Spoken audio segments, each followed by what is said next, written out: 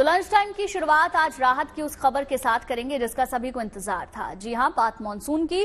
गर्मी से राहत देने वाला मानसून तेज रफ्तार से आगे बढ़ रहा है। खुशखबरी यह है कि मुंबई में भी मानसून ने एंट्री कर दी है। झमाझम बारिश के साथ मानसून देश की आर्थिक राजधानी मुंबई पहुंच गया। जिस रफ्तार से मानसून ने केरल में दस्तक दी है उसी रफ्तार से वो मुंबई तक भी पहुंच गया है। गुजरात में भी प्री मानसून की बारिश हो रही है। अहमदाबाद, वडोदरा और सूरत के तमाम हिस्सों में रिमझिम फुहारें लोगों को राहत का एहसास करा रही हैं। मानसून की स्पीड से अंदाजा लगाया जा सकता है कि उत्तर भारत में भी मानसून समय से पहले पहुंच चुका है। उत्तर भारत के लोगों को भी सूरज के प्रचंड तेवर से जल्द ही राहत मिलने वाली है। तो जिस रफ्तार से मानसून ने केरल में दस्तक दी थी उसी रफ्तार से वो मुंबई तक पहुंच गया है। केरल से आगे बढ़ता हुआ वो महाराष्ट्र तक पहुंचा है और गुजरात में भी प्री मानसून की बारिश हो रही है। मौसम विभाग का कहना है कि मानसून की जो शाखा पूर्वोत्तर राज्यों की ओर जाती है वो बंगाल में ठहर गई है, जिसकी वजह से बिहार, उत्तर प्रदेश में गर्मी की भीषणता जारी है। देखिए रिपोर्ट।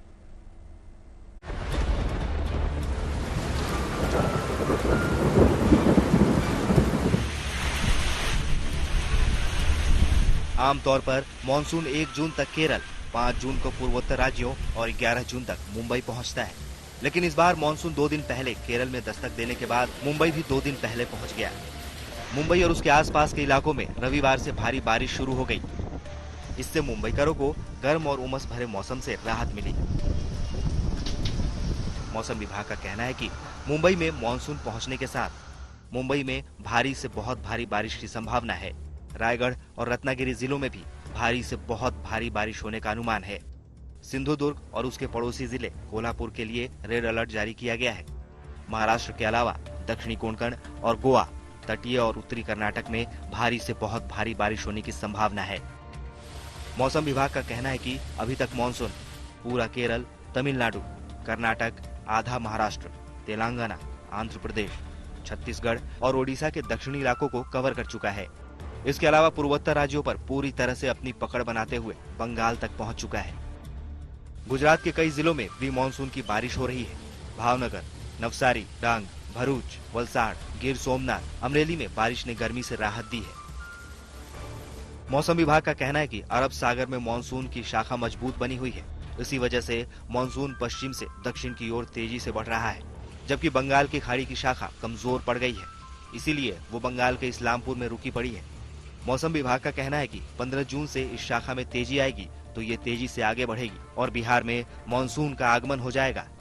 मौसम विभाग के मुताबिक आने वाले 4 से 5 दिनों तक उत्तर प्रदेश, पूर्वी भारत में लू के हालात जारी रहने की संभावना है। Bureau report, good news today. तो अदिति, कहीं ना कहीं खुशखबरी यही है कि मानसून की जो बारिश है जिसका हम सभी को बेसब्री से इंतजार है वो अब शुरू हो चुकी है कुछ इलाकों में। तो जैसे कि हमने मुंबई की भी बात की, तो मुंबई के कई ऐसे इलाके हैं जहां तेज बारिश हो रही है और कई इलाकों में रेड अलर्ट भी जारी किया गया है। जी, और कल जब मुंबई में बारिश की फुहारें हुई तो वहां पर जल जमाव भी हो गया। वैसे तो बीएमसी ने कई तैयारियों का जो है की बात कही थी, लेकिन लगता है कि वो सभी धराशायी हो गई है। फिलहाल मुंबई में काफी पानी भरा हुआ है, लेकिन फिर भी इसे राहत की बारिश ही कहा जाएगा क्योंकि गर्मी से निजात अब मुंबई वालों को मिल गई है। देखिए, लगभग इसी तरीके की तस्वीरें पुणे, वडोदरा और अहमदाबाद से सामने आई हैं। गुजरात का भी जो पूरा इलाका है वहां पर भी मानसून ने दस्तक दे दी है और धीरे धीरे उम्मीद है, संभवतः जो मानकर चला जा रहा था कि जून के आखिर तक उत्तर प्रदेश और उत्तर भारत की साइड मानसून पहुंच सकता है, उसकी संभावना जताई जा सकती है।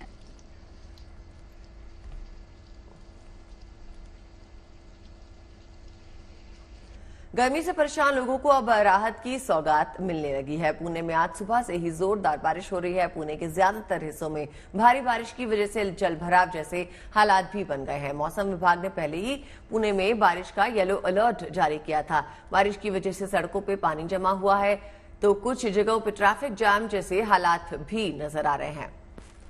पुणे की तस्वीरें आपके सामने, जहां पर बारिश के साथ साथ जलभराव भी नजर आया और ट्रैफिक जैम जो है वो सुबह से ही लगा हुआ है। मौसम विभाग ने येलो अलर्ट इस वक्त जारी कर दिया है। हालांकि ये मौसम जो है इसका इंतजार काफी दिनों से था। भारी गर्मी के बाद वहां के लोग बारिश का इंतजार कर रहे थे, लेकिन अब बारिश के साथ थोड़ी सी परेशानी, लेकिन फिर भी राहत।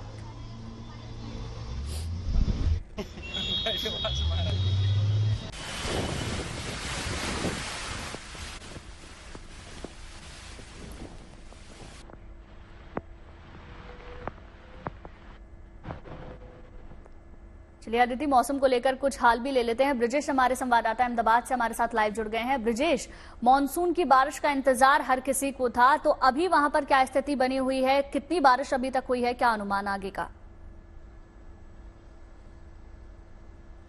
देखिए, मौसम विभाग ने पूर्वानुमान किया था कि जो गुजरात के जो जिले हैं, 10 से ज्यादा जिलों में वहां पे जो है थंडरस्टॉर्म के साथ, लाइटनिंग के साथ जो है वो बारिश होगी। तो कल पूरे दिन जो है ऐसा माहौल रहा। आज भी जो दक्षिण गुजरात के जिले हैं वहां पे फोरकास्ट किया गया है कि वहां पर भी इसी तरह आज बारिश देखने को मिलेगी। 30 से 40 किलोमीटर प्रति घंटे की तेज हवाएं चलेंगी और साथ ही बारिश भी जो है वो वहां पे गिरेगी। अगर कल के 24 घंटों की बात करूं तो पिछले 24 घंटे में दक्षिण गुजरात के जो जिले हैं, चाहे वो तापी हो, नवसारी हो, वलसाड़ हो, वहां पे 2 से 4 इंच बारिश जो है वो हुई है। ये प्री मानसून एक्टिविटी है। मौसम विभाग का कहना है कि जो साउथ वेस्ट मानसून है वो महाराष्ट्र की तरफ धीरे धीरे आगे बढ़ रहा है और महाराष्ट्र से होते हुए वो गुजरात पहुंचेगा। 15 जो है वो जून का वक्त दिया गया है कि 15 जून के आसपास वो गुजरात जो है वो मानसून पहुंचेगा। तो उससे पहले ये प्री मानसून एक्टिविटी है और उसके साथ ही एक कम हवा का जो है वो दबाव प्रेशर बना हुआ था अरेबियन सी में, उसकी वजह से जो है ये बारिश हुई है। सौराष्ट्र के भी काफी इलाकों में बारिश देखने को मिली है। अमरेली हो या फिर राजकोट हो या फिर बोटाद हो, भावनगर हो, इन सभी जगहों पे तेज हवाओं के साथ जो है वो हल्की बारिश हुई थी। लाइट टू मॉडरेट रेन जो है वो हवामान विभाग की ओर से मौसम विभाग की ओर से कहा गया है कि लाइट टू मॉडरेट रेन देखने को मिलेगा। पर ये सभी प्री मानसून शावर है। ये बारिश जो है ये मानसून अभी तक ऑफिशियल अराइव नहीं हुआ है गुजरात में। ये प्री मानसून एक्टिविटी है और उसी के चलते जो है काफी आधे राज्य में जो है गर्मी जो है, धूप है, 42 से 43 डिग्री टेम्परेचर है। अहमदाबाद में भी कल शाम तक 43 डिग्री टेम्परेचर था और आज भी तकरीबन 40 डिग्री के आसपास टेम्परेचर जो है अहमदाबाद में भी रहेगा। पर शाम के बाद जो है मौसम बदला था और जो है तेज हवाओं के साथ बारिश हुई थी। तो आज भी वही अनुमान मौसम विभाग के द्वारा किया गया। अगले 5 दिन तक जो है इस तरह के जो है बारिश होगी। Light to moderate rain predict की गई है मॉनसून विभाग के द्वारा। तकरीबन 5 से 7 जिले हैं जो ज्यादातर दक्षिण गुजरात और सौराष्ट्र के जो समुद्र तट से जुड़े हुए जिले हैं, वहां पे इस तरह की बारिश की जो प्री मानसून एक्टिविटी है वो देखने को मिलेगी। जी ब्रजेश, स्थानीय लोगों का क्या कहना है? क्या उनमें भी राहत देखी जा रही है इस प्री मानसून शावर के बाद से ही? बिल्कुल, देखिए, प्री मानसून शावर के बाद जो है वो लोगों को राहत मिली है। कल देर शाम से जो है वो आज सुबह तक धूप नहीं थी। अहमदाबाद में भी धूप जो है आज दोपहर के बाद निकली है। तो काफी राहत लोगों के लिए है क्योंकि मई महीने के आखिरी सप्ताह में जो टेम्परेचर था वो 45 डिग्री तक पहुंचा था। गुजरात के सभी शहर ज्यादातर जो है वो 40 से 45 डिग्री के रेंज में रहे थे, चाहे वो समुद्री तट पे हो या फिर मध्य गुजरात में हो। हर जगह पे जो धूप थी, गर्मी थी, वो इतनी तेज गर्मी थी कि लोग काफी गर्मी से परेशान थे। वैसे में ये प्री मानसून एक्टिविटी की वजह से जो है उनको काफी राहत मिली है।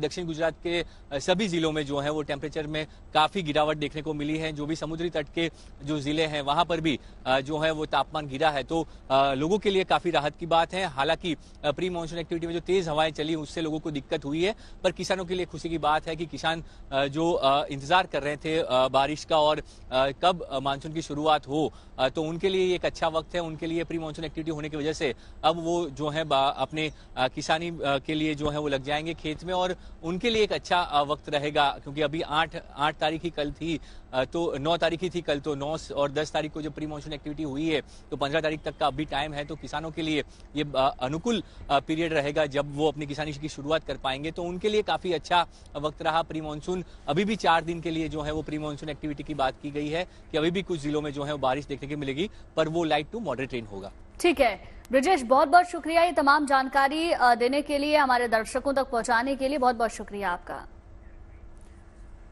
तो देखिए, इस साल गर्मी से जल्द राहत मिलने के आसार अब नजर आ रहे हैं। मानसून की बुलेट रफ्तार जल्द ही गर्मी से प्रभावित राज्यों में राहत की बारिश देने वाली है। दक्षिण और पूर्वी राज्यों में मानसून मेहरबान होता दिख रहा है। मौसम विभाग का कहना है कि दक्षिण पश्चिम मानसून के आगे बढ़ने की परिस्थितियां अनुकूल बनी हुई हैं। तो आपको बता दें कि केरल से चला मानसून मुंबई तक अब पहुंच चुका है और मानसून की एंट्री से ज्यादातर इलाकों में झमाझम बारिश हो रही है। वहीं महाराष्ट्र और कर्नाटक में मानसून से झमाझम बारिश हो रही है। इसके अलावा छत्तीसगढ़ के कुछ हिस्सों में मानसून ने एंट्री ले ली है। महाराष्ट्र और छत्तीसगढ़ में मानसून की एंट्री से गुजरात में प्री मानसून बारिश की शुरुआत हो गई। वहीं इन दिनों पूरे दक्षिण भारत में मानसून की राहत है। कहीं हल्की कहीं तेज बारिश से लोगों को भीषण गर्मी से राहत मिली है।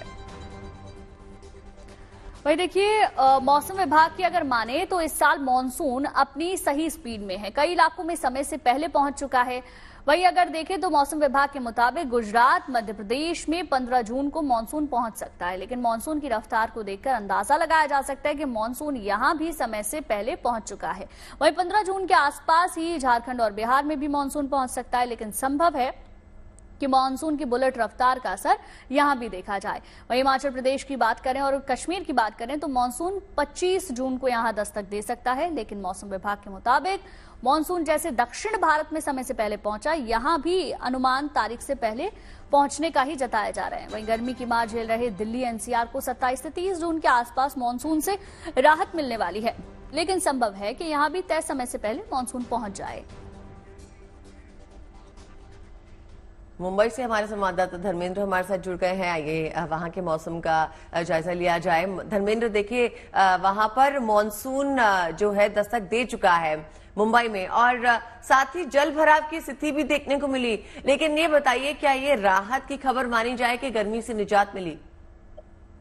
बिल्कुल, अब ऐसा हम बिल्कुल कह सकते हैं कि राहत भरी खबर मुंबई वासियों के लिए है, क्योंकि जिस तरीके से यहाँ गर्मी लग रही थी सभी को, बहुत ज्यादा बीमार होने की संख्या बढ़ी है। बट खुशहाल का दिन और समय यहाँ पर चालू हो गया है। रात भर बारिश आई है। तस्वीरों के माध्यम से हम आपको ये दिखाने की कोशिश करते हैं कि खुशनुमा माहौल आखिर किस तरीके का है। इस वक्त मैं मुंबई के अतल्फा मेट्रो स्टेशन के करीब हूँ। मुंबई है, चलती है दौड़ती है, चल ही रहे हैं, लेकिन मौसम ठंडा हो चुका है। रात भर यहाँ पर बारिश हुई है, कल दिन भर भी बारिश हुई थी और कुछ देर पहले जो मौसम विभाग अधिकारियों से हमने बातचीत करने की कोशिश की है, जानकारी लेने की कि भाई अब कब बारिश वापस उपद्रव करेगी मुंबई में और सभी को खुशी देगी, तो उनका साफ तौर से कहना है कि आज रात से फिर एक बार बारिश शुरू हो जाएगी और लगभग 2 दिनों तक बारिश जो है मुंबई को मिलेगी। जहां तक जल को समेटने का काम है वो कुछ दिनों पहले शुरू किया जा चुका है, लेकिन अभी ये पहली बारिश है। इस तरह से अगर मूसलाधार बारिश जो है 4-5 बार होती है तो जो जल की समस्या मुंबई और महाराष्ट्र को झेलनी पड़ सकती है वो कहीं ना कहीं पूरी हो सकती है। फिलहाल हम ये कह सकते हैं कि इस समय आज एक तरह से छुट्टी का भी दिन लोग शाम के बाद मनाएंगे जो कोई काम पर गया है, लेकिन बहुत से ऐसे घर है जहां पर जो पकौड़ियां बनी हैं और कहीं ना कहीं अपने तरीके से जो बारिश की खुशी है वो हर कोई मनाया है। बिल्कुल, बहुत बहुत शुक्रिया आपका ये तमाम जानकारी देने के लिए। तो मुंबई में भी राहत की बारिश हो चुकी है और संभवतः उम्मीद की जा रही है कि अब सही स्पीड में मानसून आएगा, जबकि शुरुआत में ये कहा जा रहा था कि मानसून देरी से आ सकता है। बहुत बहुत शुक्रिया आपका। तो 4 धाम में गंगोत्री और यमुनोत्री धाम की यात्रा भी अपने चरम पर है। इस बार तीर्थयात्रियों के लिए सुविधाओं को बढ़ाया गया है। यात्रा के लिए पहुंच रहे तीर्थयात्रियों में खासा उत्साह भी देखने को मिल रहा है। देखिए उत्तरकाशी से हमारे संवाददाता ओंकार बहुगुणा की एक खास रिपोर्ट।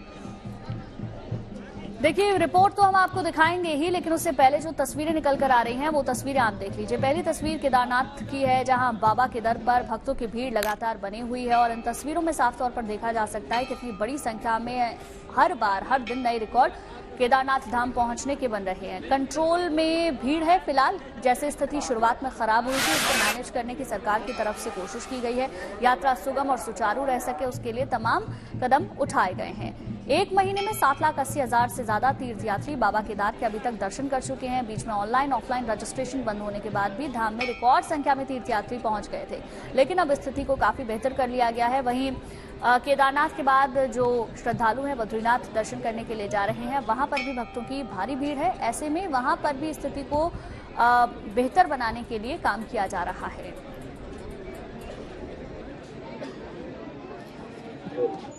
इस वक्त हम खड़े हैं यमुनोत्री नेशनल हाईवे के पंजीकरण जांच केंद्र पर। लगातार निर्बाध रूप से 4 धाम यात्रा जारी है। ये वही रूट है जहां से तीर्थयात्री यमुनोत्री धाम के दर्शन के लिए गुजरते हैं, लेकिन ये पॉइंट है, इस पॉइंट पर जो है पंजीकरण जांच भी होती है, साथ में राज्य सरकार के द्वारा जो बेहतर जो व्यवस्थाएं जो तीर्थयात्रियों की सुविधा के लिए यहाँ पर दी गई है, इसके तहत यहाँ पर जो है स्वास्थ्य जांच भी होती है और साथ में ही जो पुलिसकर्मी हैं वो एडवाइस देते हैं लोगों को जो तीर्थयात्री आ रहे हैं। आप देखो ये आप देख सकते हैं किस तरीके से कैमरामैन से चाहेंगे कि दिखाएं किस तरीके से जो है तीर्थयात्रियों से उनसे जानकारी ली जा रही है पुलिस कर्मियों के द्वारा, और कोई असुविधा ना हो इस बात का विशेष रूप से ध्यान रखा जा रहा है। पंजीकरण का जो यहाँ पर जो है जो इंचार्ज हैं जो उसका जिम्मा संभाले हैं, इनसे जानना चाहेंगे। सर क्या नाम है आपका? सर दिव्यम नाम है। दिव्यम जी, क्या लग रहा है अभी जाम की स्थितियां थी, पहले बहुत ज्यादा उहापोह की स्थिति भी थी, वर्तमान में क्या देख रहे हैं आप? अभी जहां तक सर हम देख पा रहे हैं जो जाम वगैरह की जो स्थिति पहले बनी हुई थी वो अब सामान्य चल रहा है, कहीं पे भी कोई जाम की स्थिति नहीं है और यात्री जो भी आ रहे हैं वो सब खुश हैं और सब कितना पर डे देख रहे हैं आप, कितना पर डे तीर्थयात्री आ जा रहा है? एक अगर अनुमानन बताएं तो लगभग 10,000 के आसपास पर डे यमुनोत्री का दर्शन कर रहे हैं। ओके, और उसके साथ साथ क्या सुविधा आप यहाँ पे दे रहे हैं? यहाँ के साथ साथ एक तो हम यहाँ पे पंजीकरण की जांच जो होती है वो करते हैं, दूसरा यहाँ पे मेडिकल की सुविधा उपलब्ध है, किसी को कोई प्रॉब्लम है कोई परेशानी है तो अपनी स्वास्थ्य की जांच भी करवा सकता है। यहाँ पर भी कुछ पिलग्रिम्स हैं। क्या नाम है ब्रदर आपका? अनुराग सोनी। कहाँ से आए हैं आप? एमपी से, इंदौर से। इधर आइए जरा। अच्छा, कैसा लगा अभी इंदौर से यहाँ तक पहुँचने में? बढ़िया व्यवस्था है यहाँ की, कोई दिक्कत कहीं पर? कहीं पे कोई दिक्कत नहीं, पुलिस की बहुत अच्छी व्यवस्था है यहाँ पे। सिर्फ पुलिस की तारीफ कर रहे हैं? नहीं, सभी की तारीफ कर रहा हूँ, पुलिस की नहीं सबकी है। हेल्थ को लेकर के कहीं चेकअप करवाते हैं आप? नहीं, चेकअप कराया है। पैसा तो नहीं ले रहे हैं? नहीं, कोई निःशुल्क। शपथ ग्रहण के प्रधानमंत्री मोदी ने आज किसानों को नई सरकार की तरफ से पहली सौगात दी। प्रधानमंत्री मोदी ने किसान सम्मान निधि की 17वीं किश्त जारी कर दी। शपथ ग्रहण के बाद आज प्रधानमंत्री जब दफ्तर पहुंचे तो वहां के स्टाफ ने उनका शानदार अंदाज में स्वागत किया। कल शपथ ग्रहण के बाद आज प्रधानमंत्री के नए कार्यकाल का पहला दिन है।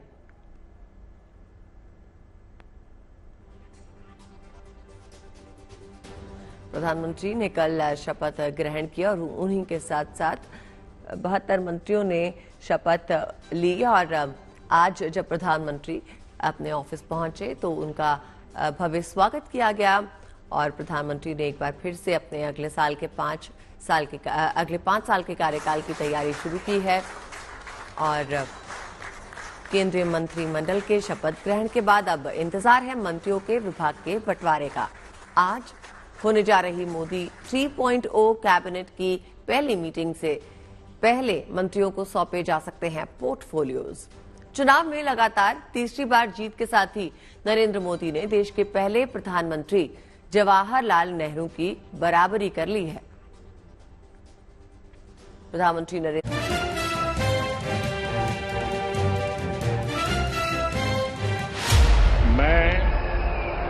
नरेंद्र दामोदर दास मोदी ईश्वर की शपथ लेता हूं कि मैं विधि द्वारा स्थापित भारत के संविधान के प्रति सच्ची श्रद्धा और निष्ठा रखूंगा।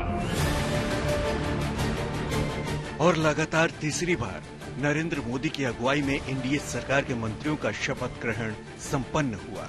राष्ट्रपति द्रौपदी मुर्मू ने रविवार को राष्ट्रपति भवन में एक के बाद एक सभी मंत्रियों को पद और गोपनीयता की शपथ दिलाई। प्रधानमंत्री नरेंद्र मोदी के साथ ही बीजेपी समेत एनडीए के सभी मंत्रियों ने शपथ ग्रहण किया। इस बार मंत्रिमंडल में 72 लोगों को जगह मिली है। प्रधानमंत्री नरेंद्र मोदी के अलावा 30 कैबिनेट मंत्री, 5 स्वतंत्र प्रभार वाले राज्य मंत्री और 36 राज्य मंत्रियों को शपथ दिलाई गई। 30 कैबिनेट मंत्रियों में 25 बीजेपी के जबकि 5 मंत्री सहयोगी दलों के हैं। वहीं स्वतंत्र प्रभार में 3 बीजेपी के तो 2 सहयोगी दलों के मंत्री बनाए गए हैं, जबकि 36 राज्य मंत्रियों में से 32 बीजेपी के और बाकी सहयोगी दलों के हैं। मोदी की नई कैबिनेट में शपथ लेने वालों में हरियाणा के पूर्व मुख्यमंत्री मनोहर लाल खट्टर और मध्य प्रदेश के पूर्व मुख्यमंत्री शिवराज सिंह चौहान शामिल हैं। ईश्वर की शपथ लेता हूं कि मैं विधि द्वारा स्थापित भारत के संविधान के प्रति सच्ची श्रद्धा और निष्ठा रखूंगा। वहीं सहयोगी दलों से 2 पूर्व मुख्यमंत्रियों ने कैबिनेट मंत्री के रूप में शपथ ग्रहण किया, जिनमें कर्नाटक के पूर्व मुख्यमंत्री जेडीएस के एचडी कुमारस्वामी और बिहार से पूर्व मुख्यमंत्री और हिंदुस्तान आवाम मोर्चा के अध्यक्ष जीतन राम मांझी शामिल हैं। कि मैं विधि द्वारा स्थापित भारत के संविधान के प्रति सच्ची श्रद्धा और निष्ठा रखूंगा। मोदी 3.0 कैबिनेट में मंत्री बनने वालों की सबसे ज्यादा संख्या उत्तर प्रदेश से है। इस बार उत्तर प्रदेश से 9, तो बिहार से 8, महाराष्ट्र से 6, तो गुजरात और कर्नाटक से 5-5 मंत्री बनाए गए हैं। वहीं मध्य प्रदेश और राजस्थान से 4-4, तो हरियाणा, ओडिशा और आंध्र प्रदेश से 3-3 मंत्री बनाए गए हैं। वहीं तेलंगाना, झारखंड, असम, पश्चिम बंगाल और केरल से 2-2 मंत्री बनाए गए हैं।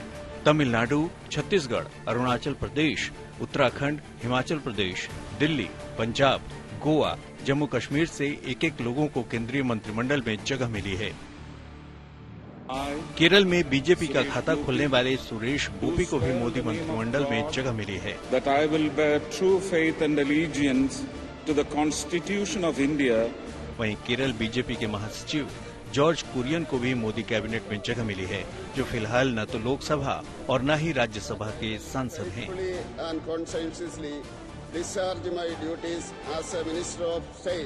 पंजाब की लुधियाना सीट से चुनाव हारने के बावजूद भी रवनीत सिंह बिट्टू को मोदी कैबिनेट में जगह मिली है। For the union and that I will do right to all manner of people in accordance with the constitution. वहीं RPIA के अध्यक्ष रामदास आठवले को भी केंद्रीय मंत्रिमंडल में जगह मिली है, जबकि उनकी पार्टी एक भी सीट पर चुनाव नहीं लड़ी थी। संविधान के प्रति सच्ची श्रद्धा और निष्ठा रखूंगा। मैं भारत की प्रभुता और अखंडता अक्षुण्ण रखूंगा। इस बार का मोदी मंत्रिमंडल सबसे बड़ा है। 2014 में चुनाव जीतने के बाद जहां शपथ लेने वाले मंत्रियों की संख्या 46 थी, वहीं 2019 में 58 मंत्रियों ने शपथ ली थी, जबकि 2024 में 72 मंत्रियों ने शपथ ली है। प्रधानमंत्री और उनके मंत्रिपरिषद के शपथ ग्रहण समारोह में भारत के पड़ोसी देशों के नेता भी मौजूद रहे। Bureau report, good news today. प्रधानमंत्री नरेंद्र मोदी और केंद्रीय मंत्रिपरिषद के शपथ ग्रहण समारोह में कई विदेशी राजनयिक भी शामिल हुए, जिनमें बांग्लादेश की प्रधानमंत्री शेख हसीना, सेशल्स के राष्ट्रपति अहमद अफीक, नेपाल की प्रधानमंत्री पुष्प कमल दहल प्रचंड, इसके अलावा भूटान के प्रधानमंत्री, मॉरिशस के पीएम प्रविंद जुगनाथ, मालदीव की राष्ट्रपति मोहम्मद मुइजू, श्रीलंका के राष्ट्रपति रानिल विक्रमसिंघे सहित भारत के पड़ोसी देशों और हिंद महासागर क्षेत्र के शीर्ष नेताओं ने शिरकत की। पाकिस्तान को छोड़कर सभी पड़ोसी मित्र देशों को न्योता भेजा गया था। और अब आपको सबसे युवा और सबसे बुजुर्ग मंत्री के बारे में बताते हैं। आंध्र प्रदेश के श्रीकाकुलम लोकसभा क्षेत्र से जीते किंजरापू राम मोहन नायडू मात्र 36 साल के हैं और आंध्र प्रदेश के चर्चित नेता येरेन नायडू के बेटे हैं और पिछले 3 बार से श्रीकाकुलम सीट पे कब्जा करते आ रहे हैं। दूसरी तस्वीर आपको दिखाते हैं। यह सबसे कम उम्र की महिला मंत्री रक्षा खड़से, जो 37 साल की है। महाराष्ट्र के रावेर लोकसभा क्षेत्र से लगातार तीसरी बार जीतकर ये संसद पहुंची है। रक्षा खड़से महाराष्ट्र में एनसीपी के नेता एकनाथ खड़से की बहू हैं। उनके पति की मृत्यु हो चुकी है। अब बात सबसे बुजुर्ग मंत्री की। बिहार के पूर्व मुख्यमंत्री जीतन राम मांझी मोदी मंत्रिमंडल के सबसे उम्रदराज मंत्री हैं और वो 79 साल के हैं और बिहार के गया लोकसभा सीट से जीत के संसद पहुंचे हैं। वो हिंदुस्तानी आवाम मोर्चा के अध्यक्ष हैं। नीतीश सरकार में मंत्री भी रह चुके हैं। किसी भी विश्व कप के मैच में भारत से हारने का पाकिस्तान का रिकॉर्ड है, जिसे एक बार फिर पाकिस्तान टीम ने पूरा किया और कल एक बार फिर से वो भारत से हार गई, वो भी तब जब वो जीतने वाली थी। तभी भारतीय गेंदबाजों ने उनके मुंह से जीत छीन ली। बुमराह और हार्दिक पांड्या ने शानदार गेंदबाजी की।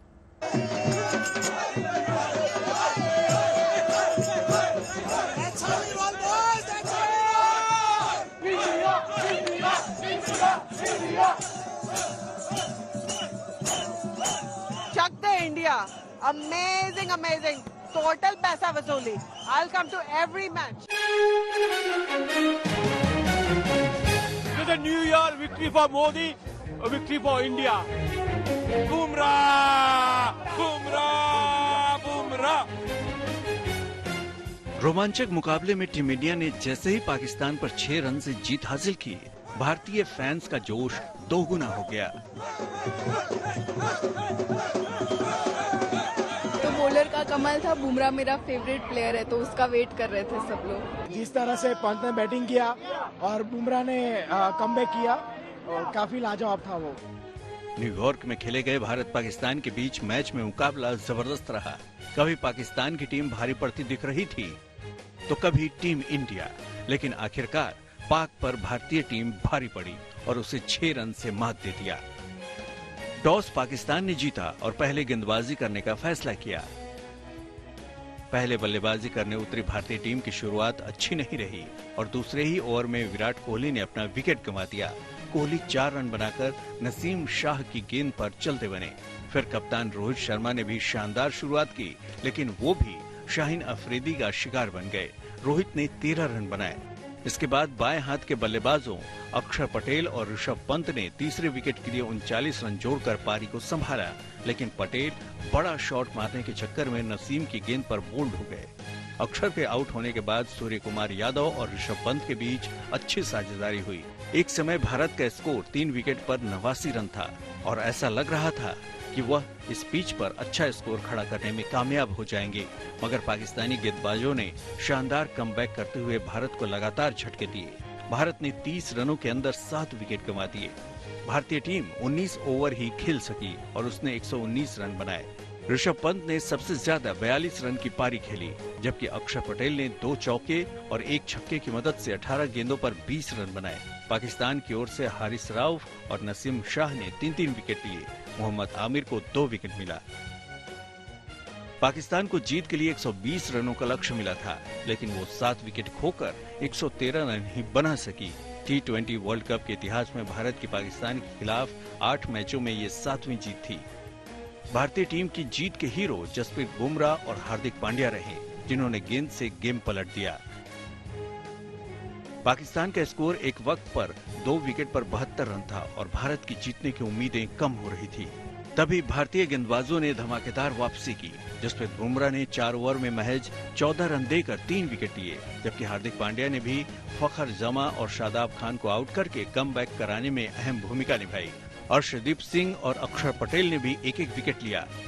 आखिर में पाकिस्तान को 12 गेंदों पर 21 रन चाहिए थे। 19वां ओवर बुमराह लेकर आए और इसमें सिर्फ 3 रन देकर 1 विकेट लिया। मतलब आखिरी ओवर में पाकिस्तान को 18 रनों की जरूरत थी।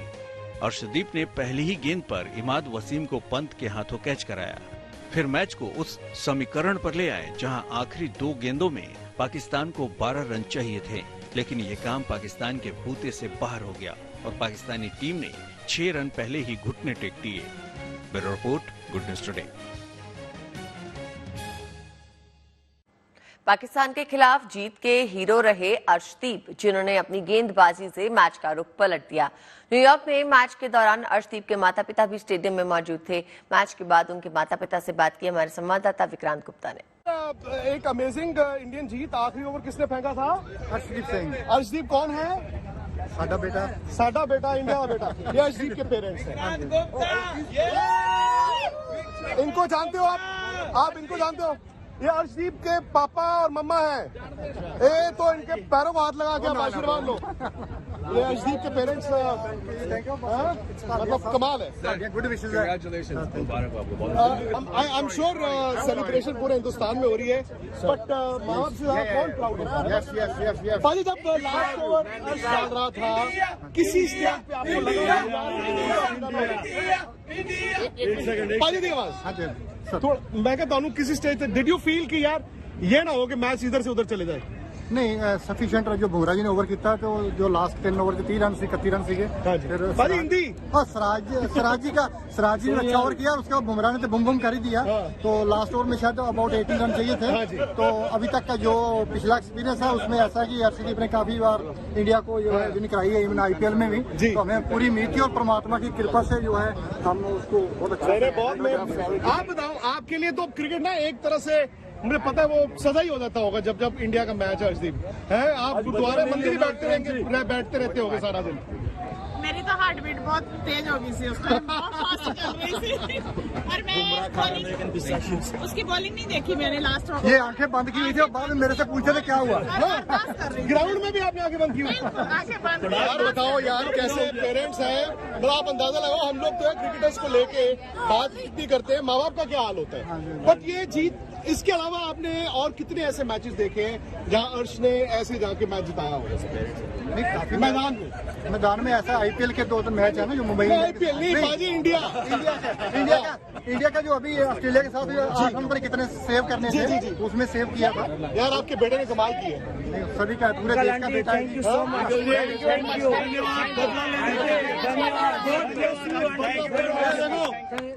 अर्शदीप के पेरेंट्स हैं, सारे फैंस हैं।